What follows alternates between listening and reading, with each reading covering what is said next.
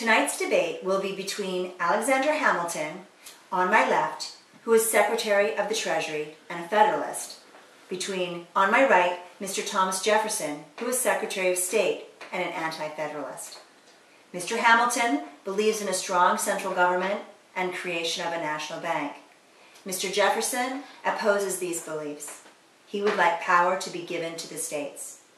Gentlemen, you will be given 1 minute to present your topic and your argument.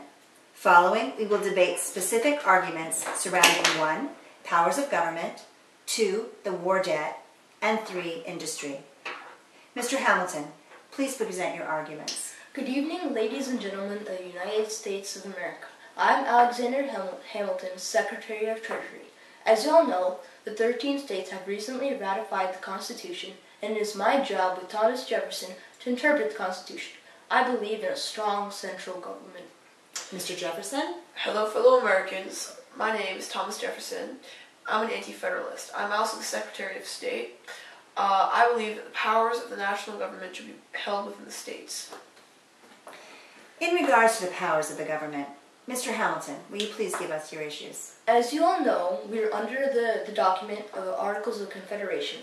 Under this document, the majority of the powers were given to the state, but this led to much chaos. For example, in the case of Shays' Rebellion, the state of Massachusetts raised their taxes incredibly high, which made it utterly impossible for the farmers to pay their taxes, which landed them in lots of debt and ultimately led to Shays' Rebellion. But with a strong central government, without taking away all the powers from the states, there will be a universal set tax so that it wouldn't be unfair for some states to have high taxes and other states to have low taxes.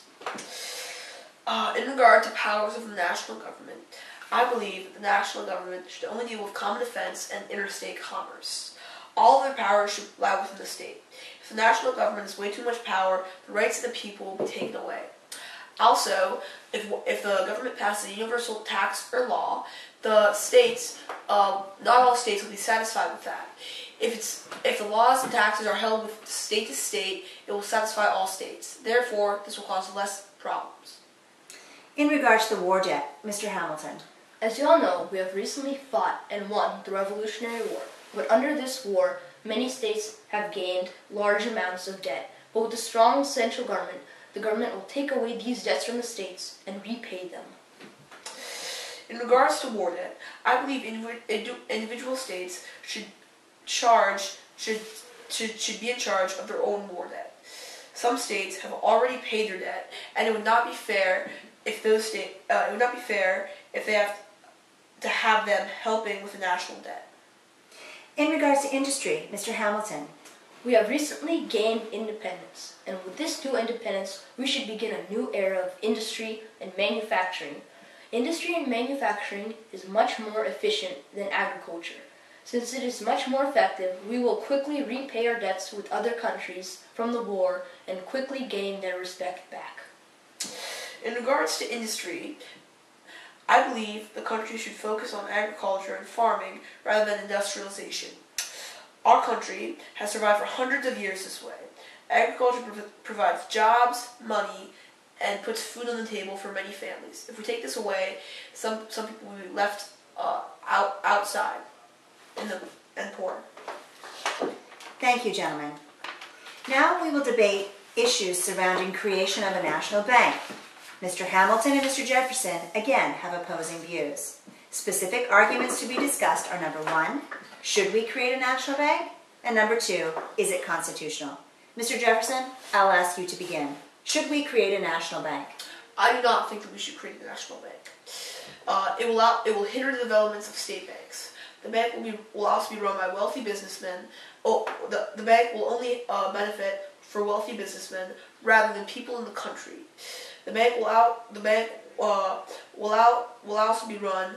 The members of the board will also be chosen by wealthy stockholders, therefore giving them much more power. Mr. Hamilton, should we create a national bank? Yes, through the creation of a national bank, it is very helpful to the people of the United States. And it's not only for the wealthy, it's also for the poor. For example, they want to start a business. The national bank may print out paper money and lend it to them so that they may begin their business.